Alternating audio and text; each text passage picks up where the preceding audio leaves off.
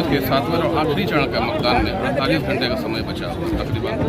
सारी पार्टियों ने अपनी प्रत्याशी को जिताने के लिए एड़ी चोटी का जोर लगा दिया है। इसी संबंध में हम अभी खड़े हैं सैदपुर के विधानसभा के गठबंधन के प्रत्याशी अंकित भारती के साथ। अंकित भारती से आगे चुनावी चर्चा करते हैं। अंकित भाई, आपका नमस्कार। बहुत बहुत धन्यवाद। ये बताइए, अभी जो चुनाव का आखिरी 7वां आखिरी चुनाव बाकी है, इसमें आपको आपके गठबंधन को कितनी सीटें मिली?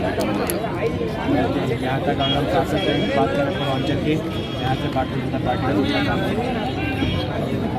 सैदपुर विधानसभा की बात करें, सैदपुर विधानसभा में आपको आपकी जो है गठबंधन के भी बड़े नेता आगे गए हैं। प्रकाश राजभर ने जैसे कहा है कि सपा की सरकार आने की हम 11 लाख नौकरियाँ निकालेंगे। आपको क्या कहना चाहिए? देखिए, हमारे राष्ट्रीय माननीय अखिलेश यादव जी ने ये ऐलान किया कि पहले 11 लाख नौकरी निकालने का काम करेंगे और जो उन्होंने बोला है, उन्होंने हमेशा जो वादे किए अपनी जनता के लिए पूरा किया। हमें उम्मीद है कि वो ये काम करेंगे। अभी देखने में आया है कि कल अखिलेश यादव जी का रोड शो था। वहाँ पे रोड शो में जैसे पहले योगी जी के रोड शो में या पहले रैलियों में बुलडोजर हुआ करता था, कल अखिलेश यादव जी के रोड शो में भी बुलडोजर नजर आया। इसको क्या कहना है? वो इसलिए नजर आया क्योंकि वह गोरखपुर का रास्ता चल चुका है बुलडोजर, इसलिए वो गोरखपुर जाता हुआ बुलडोजर है। मतलब ये जो बुलडोजर अखिलेश जी के सभा में नजर है, वो फिर आपको गोरखपुर जाता हुआ नजर आता है? जी, वो उनके सभा से होते हुए गोरखपुर जा रहे हैं। अभी आपको बता दें, अंकित भारती जी जो है गाजीपुर जिले में बल्कि पूर्वांचल की सभी सीटों में सबसे कम उम्र के प्रत्याशी हैं। आपको अंकित जी बताइए, आपको इतनी कम उम्र में विधानसभा को चुनाव लड़ने का मौका मिला, आपको कैसा लगा? देखिए, मैं अपने माननीय राष्ट्रीय अध्यक्ष अखिलेश यादव जी का बहुत बहुत धन्यवाद करता हूँ कि मुझे इस लायक समझा। तो ये जिम्मेदारी मेरे ऊपर थी और मैं बखूबी मैं ये सीट भारी मतों से आपकी पूर्वांचल के 5 जिलों में भी जो चुनाव होने वाले हैं, उसमें आपको अनुमान तक कितनी सीटें मिलने की संभावना है? अभी हमारे माननीय नेताजी ने प्रकाश राजभर जी ने बोला 5 जिलों में भारतीय जनता पार्टी का होनी नहीं होने वाली है। मुझे भरोसा है। इसका मतलब कि आप 300 पार जा रहे हैं? बिल्कुल, हम 300 पार जा रहे हैं। सरकार अभी पूर्वांचल में सबसे बड़ा चेहरा जो है मुख्तार अंसारी अहमदाबाद में चुनावी जनसभा में, कासमाबाद की चुनावी जनसभा में योगी जी आए तो उन्होंने कहा कि यहाँ के माफिया गुंडा है, लेकिन वहाँ की जनता कहती है कि यहाँ की मुख्तार अंसारी जो है ये हमारे मसीहा हैं। आपको क्या कहना है? जानकारी का नाम ले रहे हैं, गरीबों की जनता के लिए हमेशा उनकी मदद की है।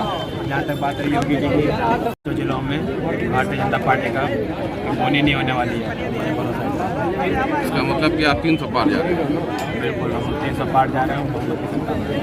सरकार अभी पूर्वांचल में सबसे बड़ा चेहरा जो है मुख्तार अंसारी अहमदाबाद में चुनावी जनसभा में, कासमाबाद की चुनावी जनसभा में योगी जी आए तो उन्होंने कहा कि यहाँ के माफिया गुंडा है, लेकिन वहाँ की जनता कहती है कि यहाँ की मुख्तार अंसारी जो है ये हमारे मसीहा हैं। आपको क्या कहना है? जानकारी का नाम ले रहे हैं, गरीबों की जनता के लिए हमेशा उनकी मदद की है। जहाँ तक बात रही योगी जी की, सरकार में जो अभी हमारे नेता वो साधु बताते हैं, ये ऐसी बातें बोलते हैं तो जनता बिल्कुल नहीं है। ये बताइए, अभी इससे पहले आप जिला पंचायत चुनाव जिला पंचायत चुनाव अभी कुछ दिनों पहले ही समाप्त हुआ है, उसके बाद तुरंत आपको इतनी बड़ी जिम्मेदारी दी गई, कैसे करेंगे? जो मैं जिला पंचायत का चुनाव लड़ा उसमें भी मेरे साथ पूरे जनता का मेरे साथ भारी आशीर्वाद था। मैं 5,500 निर्दलीय लड़ा था, उसमें हासिल की थी। और अभी भी विधानसभा का जो है चुनाव है, इसमें भारी मात्रा में मेरा पूरी विधानसभा के क्षेत्र की जनता अपने भाई अपने इस बेटे को आशीर्वाद दे रही है। बहुत ही भारी 7 मार्च को चुनाव का आखिरी चरण है और नरेंद्र मोदी जी तकरीबन 3 दिनों की बनारस यात्रा है। ऐसे क्या जरूरत पड़ गई कि देश का प्रधानमंत्री 3 दिन आके बनारस पहुँचता है? देखिए, ये भारतीय जनता पार्टी का डर आपको बताता है कि जब देश के प्रधानमंत्री प्रधानमंत्री बन जाए इससे आपको पता चलता है कि भारतीय जनता पार्टी की अभी मौजूदा स्थिति क्या है।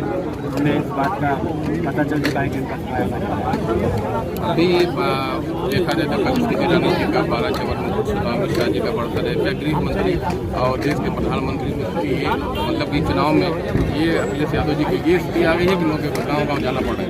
देखिए, कि जो हमारे माननीय नेताजी अखिलेश यादव जी हैं, उनका नाम हर बच्चे की जुबान पर है और पूरे देश की जनता चाह रही है कि इस बदलाव हो। हमारे माननीय नेताजी माननीय अखिलेश यादव जी वापस जी आपने अपने विधानसभा सीट की जनता को आप क्या कहना चाहते हैं? मैं आप सभी से यही कहना चाहता हूँ कि आने वाले 7 तारीख को अखिलेश भाई अपने बेटे को भारतीय को साइकिल का बटन पर अपना मत देकर। इसी संबंध में हमारे साथ गाजीपुर के पूर्व सांसद राधे मोहन सिंह जी उपस्थित हैं। हम राधे मोहन सिंह की बात करते हैं। तो सबसे पहले नमस्कार आपको। सर ये अभी जो चुनावी माहौल चल रहा है अखिलेश जी का, अभी जो कल कासमाबाद में प्रोग्राम था, उन्होंने अखिलेश जी ने कहा कि छठे चरण का चुनाव पूर्ण होता जीत चुके हैं, 7वें चरण में भाजपा का सफाई हो, क्या कहते हैं? क्या समाजवादी पार्टी के गठबंधन के नेता अंकित भारती जी के समर्थन में आए थे और यह देखा गया कोई तैयारी नहीं थी। जिस ग्राउंड में अभी कल अमित शाह जी को आना था, लेकिन चूँकि टाउन एरिया शहर, इसके बावजूद से लोगों की भीड़ नहीं। लेकिन ये जो उत्साह है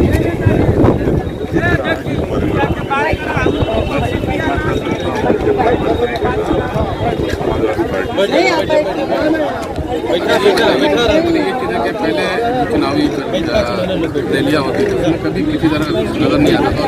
इतनी चुनावी रैलियाँ भारतीय जनता पार्टी की तो सब में बुलडोजर नजर आता है। तो बड़ी बात क्या है, कैसे देखते हैं इसको? ये है कि बुलडोजर का यह संदेश देना है कि अपराधियों के विरुद्ध कार्रवाई कर रहे हैं या बुलडोजर। सवाल है कि लॉ एंड ऑर्डर का सिर्फ 20 पहलू छोड़ देते। इससे पूरे कानून व्यवस्था को यह नहीं है कि आप बुलडोजर के सारे कानून व्यवस्था को आप ठीक कर सकते। आप अगर ठीक करना तो आपको अवेयरनेस ले आना होगा समाज के अंदर कि ऐसे लोग जो इस तरह के कृत्य कर रहे हैं उनमें कानून में इतने सारे प्राविधान हैं कि आपको बुलडोजर लेकर घूमने की जरूरत ही नहीं है। आप अगर चाहें जो है तो बिना बुलडोजर के उनको आप पूरे जीवन जेल में सड़ा सकते हैं, उनको फांसी तक की सजा दिला सकते हैं। लेकिन किसी को काउंटर कर देना और यह सब सामान्यतया ऐसे जुर्म की सजा सिर्फ ये हो सकती है उसको जीवन भर जेल के सलाखों में है या तो फिर फांसी देना। पूर्वांचल की योगी महाराज की अगर चुनाव जनसभा की बात करें, उनका सारा केंद्र बिंदु पूर्वांचल में सारा अंतरिक में क्यों होता है, क्या बात है? अब चुनाव को लेकर उनकी अपनी हर पार्टी की अपनी अपनी रणनीति है और उस रणनीति के आधार पर चुनाव लड़ रहे हैं। डेवलपमेंट में सीधे तौर पर मैं समझता हूँ भारतीय जनता पार्टी के पास इसमें कोई बहुत विकास का उनके पास कोई मुद्दा नहीं है, इसलिए अपने पूरे मुद्दे को डाइवर्ट। मेरी अपनी समझ जो यही है कि वह अगर कोई काम होता तो अपने काम के प्रति उनका फोकस होता। तो काम कुछ नहीं है, डेवलपमेंट का कोई इतना बड़ा काम नहीं है। लॉ एंड ऑर्डर को लेकर चाहे किसी व्यक्ति के बारे में वो कह रहे हैं, मेरी समझ से यह मुद्दा बंद नहीं होता। एक आखिरी सवाल, आपकी विधानसभा चुनाव जो है उत्तर प्रदेश में कितनी सीटें पाई समाजवादी? अब देखिए एक चीज का यह संदेश देना है कि अपराधियों के विरुद्ध कार्रवाई कर रहे हैं या बुलडोजर। सवाल है कि लॉ एंड ऑर्डर का सिर्फ 20 पहलू छोड़ देते। इससे पूरे कानून व्यवस्था को यह नहीं है कि आप बुलडोजर के सारे कानून व्यवस्था को आप ठीक कर सकते। आप अगर ठीक करना तो आपको अवेयरनेस ले आना होगा समाज के अंदर कि ऐसे लोग जो इस तरह के कृत्य कर रहे हैं उनमें कानून में इतने सारे प्राविधान हैं कि आपको बुलडोजर लेकर घूमने की जरूरत ही नहीं है। आप अगर चाहें जो है तो बिना बुलडोजर के उनको आप पूरे जीवन जेल में सड़ा सकते हैं, उनको फांसी तक की सजा दिला सकते हैं। लेकिन किसी को काउंटर कर देना और यह सब सामान्यतया ऐसे जुर्म की सजा सिर्फ ये हो सकती है उसको जीवन भर जेल के सलाखों में है या तो फिर फांसी देना। पूर्वांचल की योगी महाराज की अगर चुनाव जनसभा की बात करें, उनका सारा केंद्र बिंदु पूर्वांचल में सारा अंतरिक में क्यों होता है, क्या बात है? अब इस चुनाव को लेकर उनकी अपनी हर पार्टी की अपनी अपनी रणनीति है और उस रणनीति के आधार पर चुनाव लड़ रहे हैं।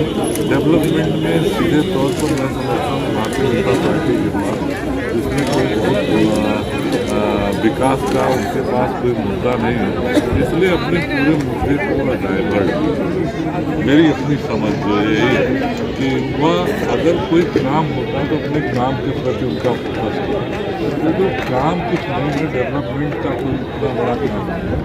लॉ एंड ऑर्डर को लेकर चाहे किसी व्यक्ति के बारे में वो कह रहे हैं, कोई समझ से यह मुद्दा बंद नहीं होता। एक आखिरी सवाल, आपकी विधानसभा चुनाव जो है उत्तर प्रदेश में तो कितनी सीटें पाई समाजवादी अब देखिए एक चीज जो मुझे एक अनुमानता बताइए। जो जनता आजकल जिसको दे रही इतना भरपूर दे रही है कि सारे अनुमान गलत हो जाए। इसीलिए बस यह है कि मुझे लग रहा था कि जब उत्तर प्रदेश में हमारी सरकार बनी तो पूर्ण बहुमत की बनी, भारतीय जनता पार्टी की बनी तो 300 प्लस हो गई जो है। तो आज जो समाजवादी पार्टी की जो सरकार बनने जा रही है यह तय है कि 300 प्लस, मतलब 300 प्लस आप मान कर चल रहा है। और यह सिर्फ इस उम्मीद था कि जो इतिहास का हमने जो है थोड़ा सा जो पीछे मुड़कर देखा हो उसके आधार पर कह सकता हूँ कि जो करंट वो करंट इस बात को बता रहा है कि कुछ तो है, जो एक रुझान जो भी चलिए।